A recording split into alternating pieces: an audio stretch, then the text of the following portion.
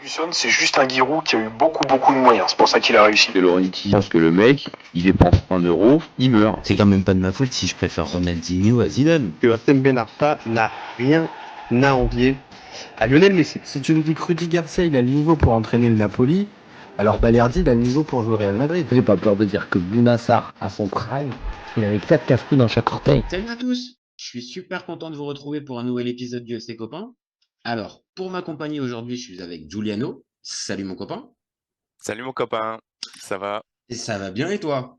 Ça va super bien aussi. Allez. Enfin, quoique l'Italie a perdu hier, donc voilà, J'ai c'est pas... essayé de te poser la question vite fait sans évoquer ce fameux match, mais oui, c'est vrai qu'on est en lendemain de défaite de l'Italie, donc c'est pas forcément le meilleur moment.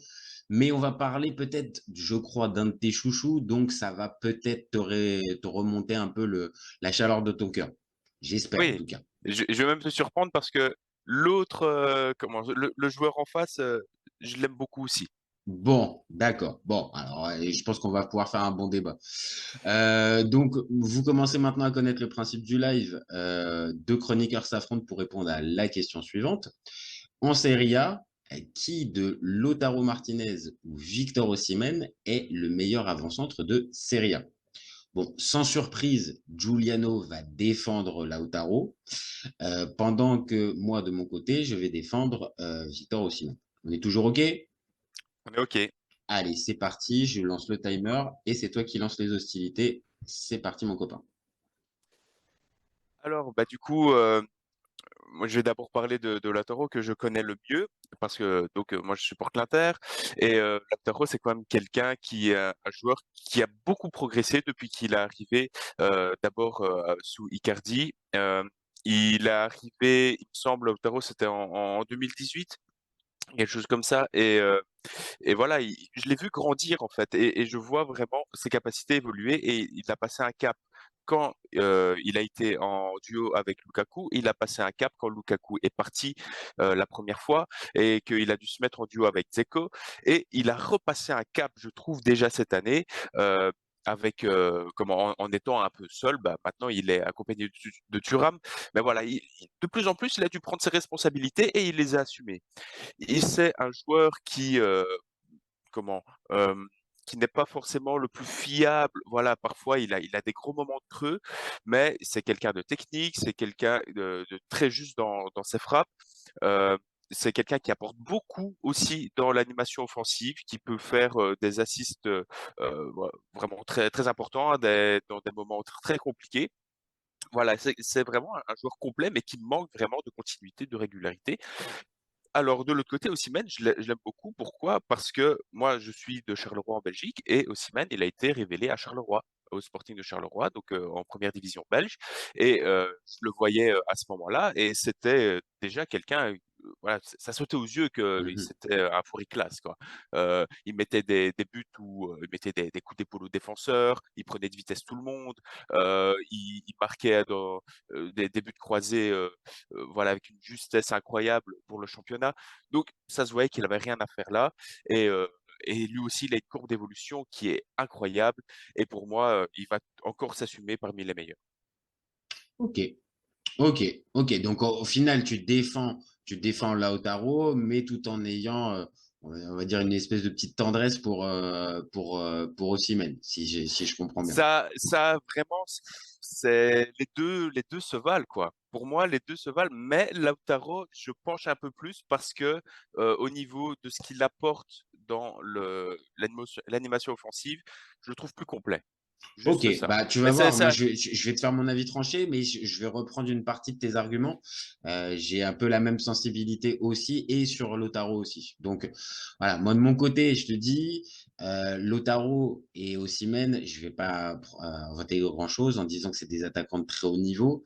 Euh, à mes yeux, voilà, j'ai une sensibilité supérieure pour le Nigérian, mais j'ai un grand respect pour Lautaro Martinez. Malgré que moi, de mon côté, je suis supporter du Milan, et que c'est un interiste, et clairement interiste et bien assumé, j'ai toujours trouvé ce joueur beau à voir jouer, je trouve, et je te rejoins totalement sur la progression du joueur depuis plusieurs saisons, step by step un petit peu, tu l'as dit, son arrivée, le duo avec Lukaku, le Scudetto, puis après la suite de Lukaku, Dzeko qui se met, et là maintenant Thuram, on voit le joueur, il progresse véritablement, et ça, c'est un vrai gage de sécurité quand on parle d'un numéro 9 et peut-être même du meilleur numéro 9 de Serie A. Mais pour le poste d'avant-centre, à mes yeux, il est en dessous d'Osimhen parce que si on fait le petit jeu des comparaisons, après ça vaut ce que ça vaut, mais on va dire, je trouve que que Osimhen est plus rapide. Je pense qu'il a une meilleure frappe de balle et un meilleur jeu de tête. Là où je te rejoins, c'est dans la technique et dans la vision du jeu. Il est capable de pouvoir jouer peut-être non pas comme un 10, mais peut-être un poil plus reculé que ce que peut faire Osimhen, qui est plus un véritable avant-centre et un avant-centre de surface. Mais pour le reste, ce qui va me faire la différence entre les deux, pour moi, c'est le niveau mental. Et tu l'as dit, Osimhen, même si c'est pas énorme et ça se voit pas à mort, il y a un côté où mentalement, j'ai l'impression qu'il est plus solide que Lautaro. Lautaro, je prends la Coupe du Monde, il commence titulaire, il finit sur le banc. Même si ça se finit en gagnant, j'ai vu que j'ai terminé mon timer, j'ai bientôt terminé, mais même si il y a la victoire en Coupe du Monde, il commence titulaire, il finit remplaçant. Et pour moi, ce côté-là, si on regarde dans la même saison, bah, Osimhen, il a réussi à gérer la pression du Napoli et il a réussi à les mener, même s'il n'était pas tout seul, à les mener jusqu'au titre. Et ça, c'est pas un simple débat, un simple détail, pardon.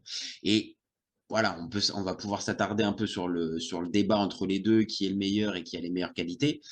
Bah, pour terminer, si moi je suis un président de club et que j'ai un budget no limite et qu'on me demande qui je peux recruter avec ce budget no limite, bah, je vais pencher pour Osimhen et c'est pour ça que j'ai tendance à dire Osimhen pour ce débat-là. Maintenant, voilà, on va pouvoir faire le débat. Il y a vraiment matière du côté de chez Lautaro aussi à pouvoir prétendre à ce titre-là aussi.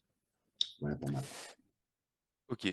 Donc, on commence le débat Allez, vraiment maintenant? c'est Ok, parti, je bien peux te sûr. répondre. Ok, ça va très bien. Donc, c'est intéressant ce que tu dis par rapport à l'Argentine et la Coupe du Monde, parce que c'est vrai que Lautaro est passé à côté de sa Coupe du Monde, même si il participe quand même à un but très important dans les arrêts de jeu contre la France, Mhm. si je me trompe Ouais, pas. ouais, il fait la passe D pour le but Pas de dans les arrêts de Messi. jeu, Ouais, ouais, ouais, dans dans les la prolongations, ouais, dans la prolong, c'est c'est ça. ça.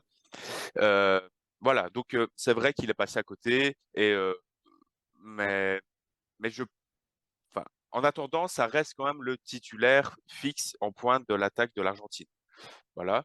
Et c'est vrai aussi, je suis d'accord avec toi, que si j'étais un président de club avec le budget no limite, je vais chercher Osimhen aussi, parce que c'est un attaquant pur, vraiment, euh, alors que Lautaro, ça impliquerait qu'il faille acheter un autre attaquant. Euh, C'est ça. Je suis totalement d'accord avec toi là-dessus. Lautaro, je te l'ai dit, il apporte beaucoup dans l'animation offensive et il est très bon comment accompagné. Donc on l'a vu aux côtés de Lukaku, de Dzeko, maintenant de Thuram. Il est à chaque fois meilleur, mais jusque maintenant, on l'a vu performer qu'avec un deuxième attaquant. Et pour moi, c'est peut-être aussi là où ça coince en Argentine, c'est que il n'a pas eu cette habitude à jouer seul en pointe, alors qu'Osimhen, depuis Charleroi, il joue en pointe. À Lille, il me semble qu'il joue en Ouais, pointe ouais. seul À aussi. Lille, ouais, oui, très clairement, il joue en pointe d'un 4-3-3. Voilà, et là, pareil, 4-3-3 à Naples aussi, ou 3, ou comment, 3-4-3 aussi à Naples. Oui, mais Euh, la même voilà, utilisation. Je suis d'accord avec toi. voilà. Donc, de toute façon, dans l'animation offensive, Osimhen, il était toujours entouré de deux ailiers qui le servaient, et lui, c'est vraiment, ses buts, c'est simple. On le lance dans la profondeur, il prend de vitesse et il marque. Ou alors on fait un centre et de la tête aussi, il est très bon parce que forcément il a la taille.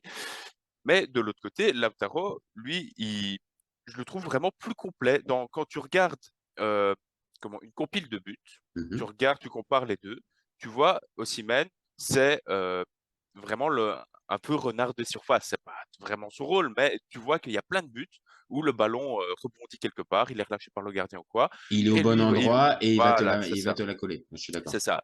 Alors que Lautaro, il va plus essayer de créer Mhm. l'occasion de but, tu vois. Il va vraiment, il est un peu plus technique, il va un peu plus dribbler, il va tenter des frappes de loin. j'ai pas le souvenir d'un goal de loin d'Osimhen, même si je maîtrise pas Ben tout. non, mais parce que comme tu viens de le dire, je pense qu'en fait, dans l'utilisation qu'on a, en tout cas qui a été faite de Osimhen depuis plusieurs années, on est avec un attaquant de surface, donc on va chercher plutôt dans les 16 derniers mètres, qui va être à la réception d'un centre, ou comme tu l'as dit, d'un ballon mal dégagé, à la différence d'un Lautaro, qui lui peut plus participer au jeu, tu as l'impression qu'il est plus à l'aise, même s'il décroche un petit peu. Euh, Comme je dis, tu vois, il est entre la frontière entre le 9,5 pur et qui va être un peu attiré juste par la création et le 9 pur aussi parce qu'il est attiré par le but. Il sent lui aussi les coups, tu vois. Il y a pas mal de buts aussi qu'il va sentir parce qu'il sent bien le jeu à l'image d'un Osimhen. Par contre, c'est là qu'est la vraie différence entre les deux. Ils sont considérés comme deux avant-centres, mais est-ce que le véritable poste de Lautaro, c'est avant-centre dans un 4-3-3 seul en pointe? Non, on vient de le dire, il est plus à l'aise avec quelqu'un à ses côtés. Donc, est-ce que c'est une limite ou est-ce que c'est sa force? Tu vois, c'est un peu ça le truc. Mais on l'a vu déjà, on l'a vu qu'une seule fois dans un 4 enfin une seule fois, on l'a vu une seule saison. C'était la fin de saison quand Icardi a été mis de Mhm. côté et donc Lautaro a pris sa place en pointe de l'attaque. Et là, c'était Spalletti qui menait l'Inter et on avait Candreva et Perisic, Et Perisic, donc ouais, de c'est ce part que et j'allais d'autre. dire. Mhm. Et, euh, et donc là, Lautaro a dû assumer, mais il venait de débarquer, c'était sa deuxième saison à l'Inter, donc Mhm. il venait de débarquer, il était très jeune, voilà, c'était un peu compliqué de passer tout. Et c'est seulement après, quand Conte est arrivé, qu'il a mis le 3-5-2 et que là, on a vu que ça fonctionnait bien dans le, comment, dans la paire offensive, donc avec un autre joueur.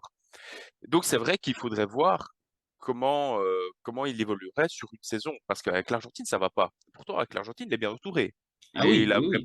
Mhm. il a vraiment des joueurs incroyables autour de lui qui peuvent lui servir des ballons sur les plateaux d'argent. Et c'est Euh, peut-être ça la limite. Elle est peut-être là en fait cette limite. Et par exemple, c'est aussi peut-être pour ça que on a entendu depuis plusieurs saisons plein de clubs s'intéresser à Lautaro Martinez parce que forcément le profil est intéressant, parce que forcément le joueur, comme on vient de le dire, bah, oui, tu es un top club, t'as forcément ce joueur-là te tape forcément dans l'œil. Mais est-ce que cette fameuse limite de peut-être il lui faut un deuxième pour l'accompagner ou un système de jeu particulier pour pouvoir le sublimer, à la différence, comme on vient de dire depuis tout à l'heure, d'un Osimhen qui semble beaucoup plus taillé pour ce type de poste, 4-4-2 avec quelqu'un à côté, 4-3-3 en pointe d'un schéma comme ça, ou 4-5-1, voire même un schéma à 3-4-3 comme tu l'as dit tout à l'heure, mais il est plus à l'aise là-dedans. Et c'est peut-être aussi pour ça qu'on a un Osimhen qui arrive à faire des saisons régulièrement à plus de 20 buts, parce qu'encore une fois, il est cherché dans ces périmètres-là, là où Lautaro, mine de rien, eh ben ouais, il n'est pas au four et au moulin, mais un petit peu quand même. Alors que pourtant, tu vas me confirmer, il y a quand même des milieux de terrain qui sont quand même de qualité du côté de l'Inter, tu vois, pour lui filer les ballons. Ah oui, non, mais pour le coup, Lautaro, il est vraiment au four et au moulin, que tout le temps, tout le temps. Il participe vraiment, il redescend pas, il va récupérer des ballons. Et en fait, c'est ça que j'aime bien, c'est que de ce côté-là, je le trouve vraiment plus complet par rapport à ça. Mais comment, si j'étais un entraîneur comme Conte, tu sais, qui a sa formation Mhm. 3-5-2 immuable, moi, j'irais chercher Lautaro. Si je suis n'importe quel autre entraîneur, je vais chercher Osimhen parce que Osimhen, il rentre quasi dans tous les schémas de jeu et t'es assuré d'avoir ta vingtaine de buts. C'est vrai que Lautaro, il faut un schéma plus particulier, quoi. Mais je trouve que dans le travail fourni, je suis plus admiratif de ce que Lautaro apporte, comme je te dis, dans la récupération, dans la grinta, parce que Mhm. il a aussi mis quelques buts où il harcelait le gardien ou le dernier défenseur et il arrivait à chipper le ballon, où le gardien dégage sur lui et c'est but, quoi. Donc, Et puis, tu vois, et puis, je l'aime beaucoup le voir courir partout, quoi. Il court partout, partout, et il court partout jusqu'à la fin. C'est rare quand il a des crampes. ah Il a non, non, vraiment une c'est condition physique de ouf. Et même de la tête, il n'est pas aussi grand qu'Osimhen, mais l'année passée, il a pas eu beaucoup de buts de la tête. Il en a mis un contre le Milan. Euh, mais il est capable de mettre des buts de la tête Mhm. malgré sa taille qui n'est pas énorme. C'est Il fait pas, oui, oui, c'est 1 ça. mètre 75, un truc ainsi. Bah oui, Et, il a rien d'extraordinaire dans le jeu de tête à première vue, mais c'est à l'image de ce qu'on a dit. Il a progressé depuis son arrivée en Serie A, et c'est aussi la raison pour laquelle on fait ce débat-là aujourd'hui. C'est-à-dire, on ne pourrait pas se poser la question de savoir si c'est le meilleur attaquant de Serie A avec le niveau qu'il a pu afficher quand il est arrivé. Donc, c'est cette progression-là aussi, et qui me fait aller à la limite peut-être dire, est-ce que cette année ne serait pas pour lui, on va dire, le moyen, enfin, de passer la dernière barrière avec, bah, en fait, maintenant on peut se le dire, c'est moi qui porte l'Inter sans être autant dépendant que par exemple à l'époque de Icardi, où là pour le coup, le jeu de l'Inter ne dépendait peut-être que des buts inscrits par Icardi. Là, c'est juste, c'est moi, ouais, pas l'âme de l'équipe, mais c'est moi le joueur phare et c'est moi qui prends les responsabilités. Et depuis le début de saison, c'est quand même c'est quand même un petit peu le cas. Hein. Il est, pareil, c'est toi qui pourras me dire qui voit tous les matchs, mais pour moi, c'est l'un des meilleurs intéristes depuis le début de saison. bah oui, rien qu'on voit, c'est le meilleur buteur du championnat pour le moment. C'est pas rien, Donc, c'est pas rien. Tu vois. je sais plus, il a combien 8 buts? 8 buts, quelque chose comme ça. Il a plus même, bah, il y a le quadruplé contre la Salernitana, déjà, tu t'en mets qu'un. Pour moi, il doit être à 9, hein. Je crois qu'il est à 9. Vérifie de 10 ton buts, il côté. a 10 Ouais, buts. tu vois, Voilà. 10 buts, tu vois. 10 buts et juste derrière, bah, Osimhen avec Osimhen, 6 buts. c'est ça. Et, mais c'est marrant, je vais t'exposer une pensée purement atterriste. C'est que quand j'ai vu le quadruplé contre la Salernitana, je me suis dit, et pas que moi, on est beaucoup à s'être dit, oh putain, il a mis un quadruplé, maintenant il va plus marquer pendant un mois parce qu'il a mis son quota. Tu Oui, vois? d'accord. Ça, c'est Ok, Lautaro. ok. Ça, c'est la pensée qu'on a à l'Inter pour Lautaro. C'est parce qu'il a des trous de un mois, parfois c'est arrivé un mois et demi où il marque plus, quoi. Mais ça arrive Il de moins joue, en moins. mais il n'a pas la réussite. Je suis d'accord, Ah oui, il a pas voilà. la réussite. Mhm, Et on l'a vu le match d'après contre Benfica en Ligue des Champions, mhm. c'est que il a eu mais une ribambelle d'occasions franches en face du but et il ne les a pas mises. Il a mis deux poteaux, une latte, enfin une poisse incroyable aussi. Il faut dire ce qu'il y a, il y a eu vraiment de la Oui, oui, malchance. il a manqué de réussite, manqué de chance, Mais machin, quand mais, tu veux être un grand attaquant et qu'en plus tu es capitaine de l'Inter maintenant, ça aussi j'ai oublié d'en parler, mais c'est mais un oui, c'est cap en important. plus. Ah ouais, c'est Voilà. ça, c'est clair. Mais quand tu veux voilà, assumer ce rôle et tu es en face du but, tu dois marquer, quoi. Tu dois vraiment marquer. Et contre Benfica, pour moi, c'est vraiment encore le principal défaut de Lautaro, c'est que quand il n'est pas dans son jour, il n'est pas dans son jour et il peut vraiment, ça peut durer longtemps, quoi. Ça peut durer plusieurs matchs et ça peut être handicapant. Heureusement qu'à l'Inter, on a un schéma de jeu où comment tout le monde peut marquer et on le Mhm. voit que les Oui, milieux de oui, terrain marquent aussi pas tout mal. se concentre pas autour de lui. C'est pour ça que je faisais le Ouais. parallèle tout à l'heure avec Icardi, où là, tu sens que le danger, il peut venir de plein d'autres endroits, de Di Marco sur le côté, même Dumfries. Évidemment, le milieu de terrain, on l'a dit, le gars qui tourne autour de lui, que ce soit Thuram, que ce soit Arnautovic. Bon, Alexis, pour l'instant, on n'a pas trop vu, mais enfin, je vois ce truc-là. C'est-à-dire, c'est diffus un peu dans l'équipe. Tout ne tourne pas autour de lui. Maintenant, voilà, capitaine. Maintenant, un joueur essentiel et pièce maîtresse.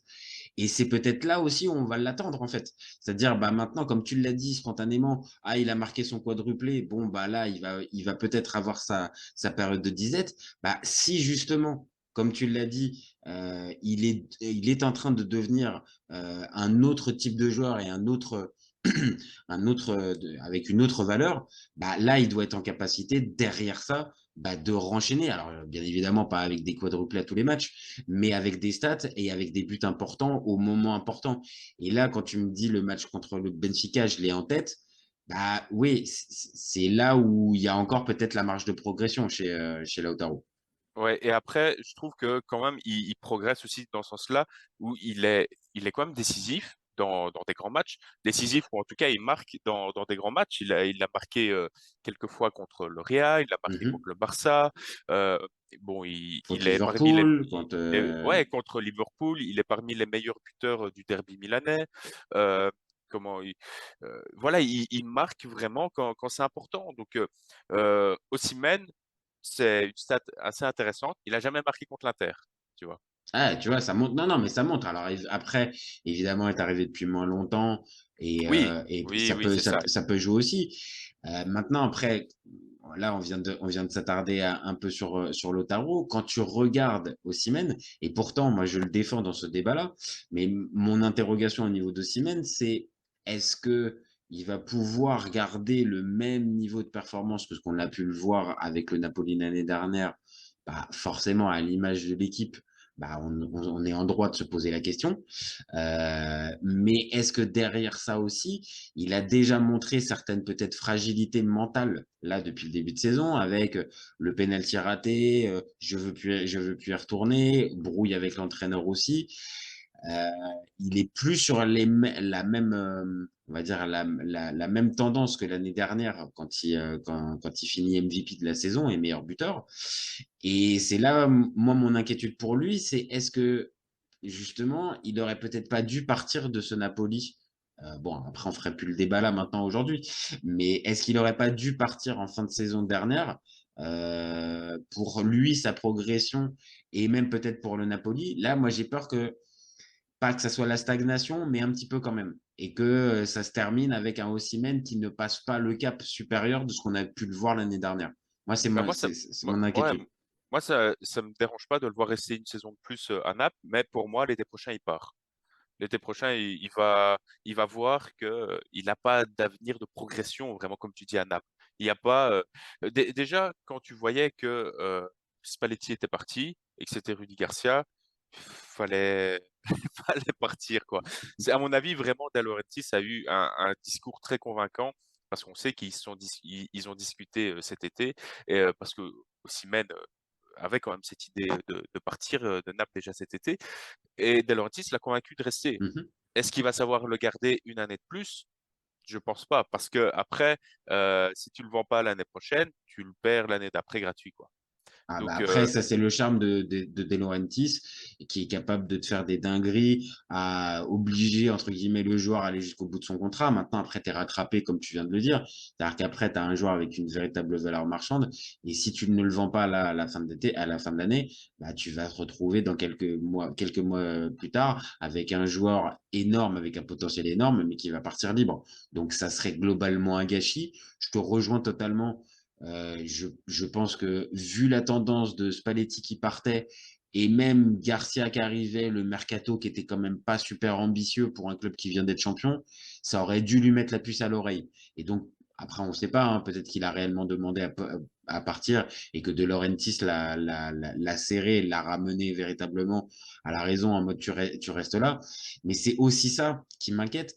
Autant je vais dans ton sens, qu'il reste une saison supplémentaire en Serie A au Napoli qui vient d'être champion, ça peut s'entendre. Mais avec le contexte, ouais, c'est là où je me dis, ah, c'était peut-être pas top. Maintenant, il est encore jeune, hein, de toute façon. oui, il est encore jeune. Je suis d'accord avec toi. Et lui aussi, on va dire dans un contexte, dans des contextes différents, lui aussi, depuis le début de sa saison, depuis le début de sa carrière, et tu l'as dit, tu l'as vu à Charleroi, il progresse à chaque étape, on va dire, de sa carrière. Donc, il y a de quoi, on va dire, continuer d'être enthousiaste pour lui et qu'après le Napoli, qu'il puisse continuer sa progression. Juste qu'il termine pas en Arabie Saoudite, comme ça a pu être le cas, où on a pu l'imaginer. Là, ça serait véritablement, Ce serait triste, hein. ouais, ça serait triste. Ok, ça Parce serait qu'on très bien on a pour son envie de le compte en banque, voir. Ouais, mais on a envie de le voir dans un top club européen. Parce je que suis oui, d'accord. cette année, le Napoli, par le fait qu'il soit champion d'Italie, est un top club européen, mais j'ai envie de le voir quand même dans un club qui joue vraiment la Ligue des Champions, quoi. C'est ça, un club Euh, dominant qui a des ambitions, comme tu l'as dit, en Ligue des Champions, ce qui va pas être le cas du Napoli cette année. Et même l'année dernière, où ils sont en folie, on fire, l'objectif n'était pas du tout pour le Napoli l'année dernière d'aller loin en Ligue des Champions et de faire un parcours. Donc, je te rejoins, il faudrait qu'ils puissent aller. ce qui a l'air d'être le cas et plutôt, vu ses qualités, la première ligue. Mais que ça soit première ligue ou n'importe quel autre club, un club qui joue la gagne en Ligue des Champions, en tout cas un bon parcours, pour qu'on puisse vraiment voir même pas ses capacités, ses limites. Est-ce que justement, là, on a tout vu d'Osimhen, on a vu son prime, comme on dit maintenant, ou est-ce que le prime, il est encore peut-être à venir dans un autre club? Et c'est pas impossible parce que tu l'as dit, il est encore jeune. Tu vois, il Oui, est il a que pas. 24 ans, hein. On rappelle qu'il a que 24 ans. C'est ça. Et pour moi, ce qu'il est en train de faire à l'heure actuelle, c'est le signe d'un grand joueur. C'est que dans une équipe qui tourne pas, il est quand même deuxième meilleur buteur du championnat avec 6 C'est buts. vrai. C'est vrai. Et bon, ici, ça va un peu fausser ses stats parce que il est blessé. Il va être blessé, si je pense, 3 ou 4 semaines. Ouais. Il va notamment rater le choc contre le Ça, Milan. c'est un point aussi pour Lautaro. Lautaro est plus fiable physiquement. Mine de rien, C'est vrai. il a moins de blessures physiquement. C'est vrai aussi. Lautaro, c'est rare quand il est absent pour blessure. Osimhen, ça lui est arrivé quelques fois. Mhm. Et donc, ouais, ce qu'il est en train de faire actuellement, pour moi, c'est vraiment le signe d'un grand attaquant. C'est que il met des buts à des moments où ça va pas. Et c'est aussi ce qui me fait penser que il va réussir si il va dans un grand club.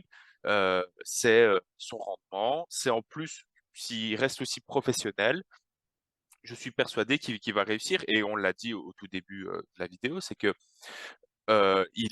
c'est un attaquant par son poste, par son style, c'est un attaquant fiable et qui pour moi rentre dans beaucoup de schémas de jeu. Maintenant, si tu le mets aux côtés d'un deuxième attaquant, on l'a pas encore vu, donc, mais je pense pas qu'on le recruterait pour le mettre à côté d'un deuxième Oui, attaquant. c'est ça, c'est ça. Et on va dire maintenant, il correspond à, on va dire, à 80% des équipes, des schémas de jeu de Ouais. 80% d'équipes de très haut niveau. Ah Et oui, bah, que, regarde, excuse-moi, bah ouais, vas-y. tu le mets juste, tu regardes les top clubs, tu regardes chaque formation, bah, en fait, tu remplaces l'attaquant en pointe par Osimhen, bah, ça match. Ouais, c'est ça. C'est ça. Alors que, comme on l'a dit pour Lautaro, ça peut matcher, mais attends, il faut regarder quand même l'effectif et il faut voir à côté de qui tu peux l'accompagner. Après, c'est pas que c'est sa limite, c'est aussi le moyen pour pouvoir sublimer ses qualités, en fait. Et pour plein de joueurs, bah oui, peut-être qu'il y a besoin d'un système de jeu particulier pour pouvoir sublimer ses qualités. Après, est-ce que c'est une limite? Bah, tu vois, c'est pareil, pourrait faire l'objet d'un débat. Mais sur on va dire, la valeur intrinsèque, oui, c'est très difficile d'arriver à dire, on va dire de manière très tranchée, bah, Lautaro est bien meilleur que Osimhen ou Osimhen est bien meilleur que Lautaro. Là, on est vraiment sur deux joueurs qui sont proches de leur prime. On peut pas savoir véritablement Et c'est on l'a ça. dit, qui ont un style différent de toute façon. Et c'est ça, et qui ont un style différent. Donc après, c'est des histoires de sensibilité, c'est des histoires aussi de période. L'un comme l'autre, comme plein de buteurs, bah, ils sont aussi soumis à des questions de confiance. Et là, depuis le début de saison, on l'a dit, Lautaro semble, on va dire, plus en confiance qu'un Osimhen. Maintenant, la saison est longue. En tout cas, ce qui est sûr, c'est que les deux, l'un comme l'autre, vraiment l'un comme l'autre, chaque semaine, on prend du plaisir à les voir jouer. Et c'est aussi des plus-values pour la Serie A, qui, ces dernières années, a galéré aussi à garder des top joueurs. Bah là, c'est la preuve quand même que ces deux joueurs-là arrivent à rester, donc que la Serie A est un minimum séduisante. Donc, ça nous permet d'avoir des perspectives un peu positives et optimistes. Ouais, après Lautaro, il est vraiment arrivé comme rookie où Mhm. l'Inter a misé sur lui et on a eu raison parce qu'on allait chercher en Argentine et, et donc il rend un peu cet amour au club et je m'attendais pas forcément à ce qu'il devienne une Pantera et je m'attendais pas forcément à ce qu'il devienne un joueur qui reste et qui s'impose à l'Inter. Tu vois, quand il est Mhm. arrivé, je me suis dit, OK, c'est peut-être encore un jeune joueur, tu sais, où on voit toujours les mêmes highlights sur YouTube Oui, oui, de je ses vois, meilleurs j'imagine. moments Mhm. comment, en Amérique du Sud. Mais quand il arrive en Europe, ouais, pas ouf, quoi. Alors que lui, bah, au début, c'était pas ouf, mais tout doucement, quoi, vraiment. Après, là, il a 26 ans. Et je pense il va encore plus confirmer, alors que Osimhen, j'ai l'impression qu'il a déjà confirmé, mais il lui manque vraiment de passer dans dans le top club, quoi, vraiment. Parce que, bon, je veux pas être chauvin ou quoi que ce soit, mais je pense que l'Inter est plus un top club que le Napoli, Oui, même si, actuellement. Bah oui, oui, même si. même si le Napoli n'est pas, et même si le Napoli est champion d'Italie. Donc, parce que quand tu vois le fait que Lautaro ait gagné la Coupe du Monde, c'est vrai, pas en tant que protagoniste, qu'il soit allé en finale de Ligue des Champions et pendant le parcours, il a été protagoniste. Quand tu vois qu'il a un Scudetto où il a été aussi protagoniste, où il a essayé 2 fois, où il a échoué ces 2 dernières années, mais voilà, où il y a eu de la progression et La tout. progression, c'est toujours ça, c'est la Voilà, progression en fait. On voit bien la progression du joueur en voilà. fait. Moi, je vois d'un côté un joueur plus expérimenté qu'à Lautaro, plus expérimenté, plus complet, alors que Osimhen, de l'autre côté, c'est vraiment le talent pur qu'on voit. Il a que 24 ans, il arrive à mettre sa vingtaine de buts par, par an. Euh, voilà, mais il n'a pas encore passé ce cap. Voilà, on l'a pas vu dans un top club vraiment européen. Et donc, pour moi, c'est vraiment ce qui me manque avant de voir ce qui vaut vraiment parmi les tout grands, en fait. Donc voilà, simplement. Après, c'est une question de sensibilité parce qu'on l'a dit, au niveau Mhm. des rôles, c'est pas exactement pareil. Mais au niveau de la sensibilité, bah, je choisis Lautaro parce que je trouve que son travail sur le terrain est vraiment incroyable. Son travail global, je le trouve vraiment très complet. Mais je reconnais que Osimhen, dans son rôle d'attaquant pur, il fait le taf incroyablement. Et pour moi, ça va être certainement un des grands joueurs du futur, quoi. Ah, clairement, je pense que ça peut nous faire une bonne conclusion pour ce débat si vous suivez bien, on n'est pas non plus, je l'avais dit dès le départ, on n'est pas dans de l'avis tranché véritable avec, il y en a un qui est meilleur que l'autre et il y a, on va dire, une classe d'écart. Vraiment, c'est très semblable. Les deux affichent des qualités différentes, mais un niveau global assez semblable. Et après, bah oui, c'est aussi ce qu'on dit depuis tout à l'heure, la sensibilité qui fait un peu le tout. Je penche plus vers un Lautaro, vers un. Ouais, c'est peut-être un, Tu vois, je t'ai eu, hein. c'est peut-être un lapsus révélateur. Peut-être que tu m'as fait avoir. Mais comme j'ai dit, j'ai toujours eu, malgré son côté interiste, j'ai une tendresse un peu particulière parce que je trouve que voilà, le joueur apporte quelque chose. Donc, plus sérieusement, je reste sur Osimhen et non pas Lautaro. Mais je reconnais encore une fois l'axe de progression, le côté grinta qui anime le joueur. Et oui, c'est d'une courte tête, on va dire, que je place encore Osimhen, on va dire, devant à mes yeux. Toute dernière question. Euh, Ça fait pas de doute à tes yeux que Lautaro, c'est lui qui termine le meilleur buteur à la fin de saison? Ben, si, j'ai quand même des doutes. Parce que comme je l'ai dit, il a des moments de creux et c'est cette année qu'il va falloir montrer qu'il n'en a plus, quoi. Donc si il confirme qu'il n'a plus de moments de creux, tranquille, il va être meilleur buteur. S'il retombe dans ses travers, il pourrait se faire rejoindre par Osimhen ou un autre, on ne sait pas, on ne sait jamais. Oui, Berardi, non, pas Berardi, mais Immobilier se réveille, on ne sait jamais. Et voilà, ça peut aller vite. Oui, oui, oui. Après, je pense que ce bon vieux Chiro, je crois que le train a l'air d'être passé peut-être.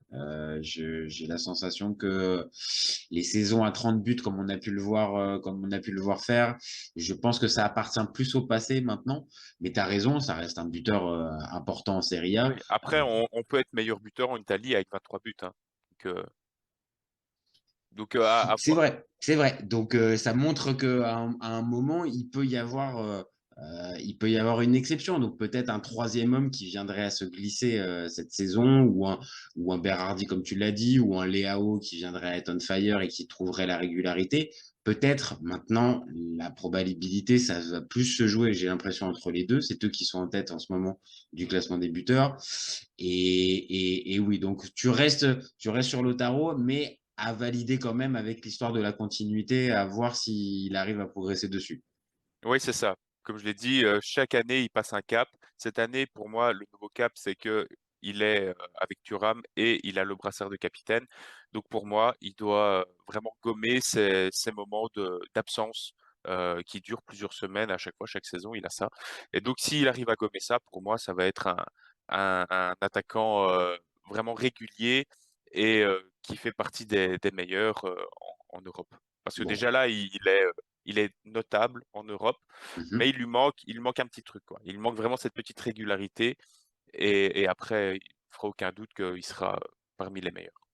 Ah, écoute, ils vont nous réserver pas mal de surprises tous les deux. Et rien que pour cette raison supplémentaire, ça nous donne envie encore plus de suivre la Serie A. Pour ceux qui n'auraient pas envie spontanément de la suivre, ça donne encore une fois une raison supplémentaire. Il y a des vrais bons joueurs qui sont dans ce championnat-là, qui restent et qui progressent. Et ça sera intéressant aussi de voir qui va terminer le meilleur buteur. Je reste sur mon petit Osimhen. On en reparlera dans quelques mois. On fera le point dans quelques mois et on verra qui de toi ou moi a plutôt visé juste dans ce petit débat. Après, on n'en a pas parlé, mais il y a le numéro 90 de la Roma qui peut aussi finir meilleur buteur, hein. Ah, je sens que maintenant, en fait, tu le nommes même, il n'y a même plus l'effort de le nommer, c'est juste par son numéro. On sait que si c'est juste le numéro qui est précisé, c'est qu'il y a quand même un poil de, je ne sais pas si j'irai jusqu'à un rancœur, mais quelque chose qui n'est pas passé. Ouais, bah oui, bah, ça je le cache pas, hein. Mais voilà, lui, je reconnais aussi que c'est un grand attaquant et il est capable de finir meilleur buteur, donc il faut le surveiller. Ah, écoute, on va le surveiller. Peut-être que dans quelques mois, au moment du sprint final, on sera obligé de faire un trio et non plus un duo entre Lautaro et Osimhen. Ça sera peut-être entre Lautaro, Osimhen et, comme tu l'as dit, le numéro 90 de l'AS Roma. C'est bien ça? C'est ça, c'est C'est ça. bien ça. Bon, ok, ça me va. Bon, je te remercie, Giuliano, pour ce petit moment. Un vrai plaisir de Merci faire à ce débat toi, avec toi. Ouais, un vraiment. plaisir partagé.